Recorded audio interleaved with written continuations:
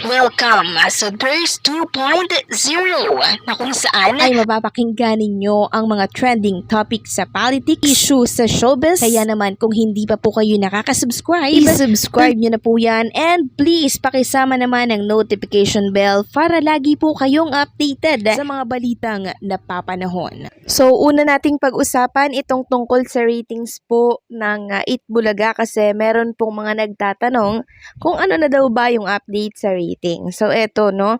Sa Itbulaga lang naman ito, huwag kayong mag-alala, hindi ko isasama yung sa It Showtime. So, ang nakuha po ng Itbulaga for August 9, 2024 ay 3.9%. Sa TV5, 3.5% ang nakuha ng Itbulaga and sa RPTV, 0.4%. So, sumisipa po yung ratings ng Itbulaga. Kung tutuusin, di ba, limitado lamang po ang reach ng TV5 pero nakakuha sila ng 3.5%. At partida, 2 station lamang po ang pinag-eerehan ng Itbulaga kumpara sa It Showtime na halos 5, no? Halos pakyawin na po nila lahat ng channel para lang maipalabas yung kanilang programa. Ang Itbulaga kasi hindi ganon. 2 channel lang okay na sa kanila at masaya sila sa kanilang ratings. Dahil marami nilang sponsors at ads count na pumapasok. Kaya yung mga nagkakalat dyan na magsasara na ang Itbulaga, araw-araw ko pong isasampal sa inyo itong ratings and syempre itong mga papremyo na inilalabas ng Dabber Cards natin araw-araw. Ayan, no, 252,000 pesos.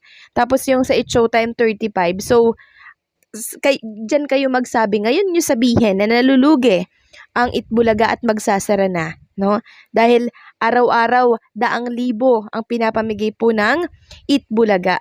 Samantalang mukhang si Maine Mendoza naman po ay nakauwi na dito po sa ating bansa. So paano ko po yan nasabi? So tayo po ay nagbase lamang dito sa pinost ni Maine Mendoza sa kanyang Instagram story. Pwedeng mali ako. Take note, pwedeng mali ako. Kasi sabi dito ni Maine Mendoza, came home to our prenup and wedding album. Ibig sabihin, nakauwi na po siya o came home para dito daw sa prenup wedding albums nila ni Arjo at Taide. Kasi tapos na po lahat Parang na-print na po lahat ng picture nila ni Arjo at Taide. So ayan, ipapakita ko po sa inyo, parang may libro-libro pa dyan sila Maine and Arjo at Taide na kung saan makikita dito yung mga moment nila, yung mga gala po nila, no? Ayan po, isinare din ni Maine Mendoza yung picture na umiiyak si Arjo Ataide noong pumasok na po siya, no?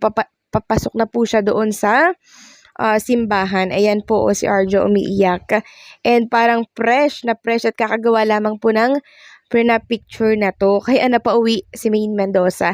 So, sana bukas, live, Miyerkules, present na si Maine Mendoza. Ano kaya sa tingin nyo mga ka-Dabber Cards? Tama nga kaya yung hula ko na si Maine Mendoza ay talagang nakauwi na dito sa ating bansa. So sana naman i-claim na po natin dahil talaga namang maraming nakakamiss po sa kanya na mga Dabber Cards. And nga po pala, nagbahagi din po si Maine Mendoza o nag-repost ng video niya during behind the scene styling Maine Mendoza studio prenup with Arjo Ataide mula sa account ni Dana Eve Vernies. So ayan, ipapakita ko na lang yung mga shot nila sa ating video na ini-screenshot. So mukhang makikita na natin si Maine Mendoza bukas, abangan na lang natin, okay? Samantalang, pag-usapan naman natin at bigyang natin ng linaw itong tungkol sa programa po ni Mr. Willie Rebillame. Kasi itong si Mama Ogs, nagtanong po talaga siya doon sa management ata nitong Will to Win. And alam niyo po ba ang sagot? Narito po, basahin natin. Sabi dito sa post ng Trending Central, Will to Win usap-usapang sisibakin na raw hanggang 6 na buwan lang. Yan ang tinalakay ng Showbiz Insider na si OG Diaz sa kanyang OG Diaz Showbiz Update na batay naman sa nabasa niya sa X. Iyan ang tinalakay ng Showbiz Insider na si OG Diaz sa kanyang OG Diaz Showbiz Update na batay naman sa nabasa niya sa X. Gaano katotoo yung sinasabi doon sa Twitter ni Chaka Puso. Minsan kasi nakakadali ito ng scoop na hindi ko alam. Minsan sumasablay din sabi ni Chaka Puso, sisibakin na daw si Ere ang will to win, chika ni OG. Binasa ni Mama Loy ang nakasulat sa ex-post ng binanggit na ex-user posted noon pang August 10.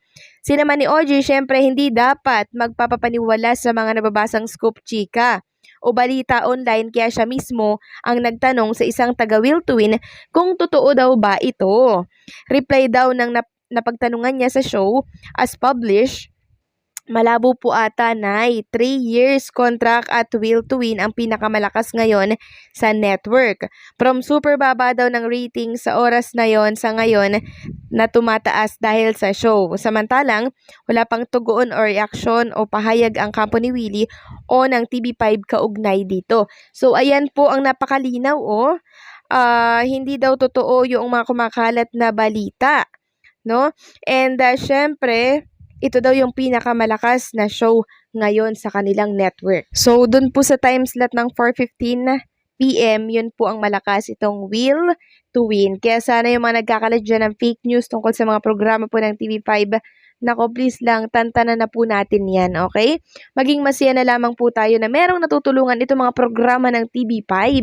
Yun lang yun, wag na tayong maghangad ng ikakasira po ng ibang programa. Samantalang pag-usapan naman natin ang tungkol dito sa pa-blind item po ng kapatid Warriors Original. Sabi dito, grabe bilyones na jutang admin Henrietta Marie Malvar, Batangas. Sino siya?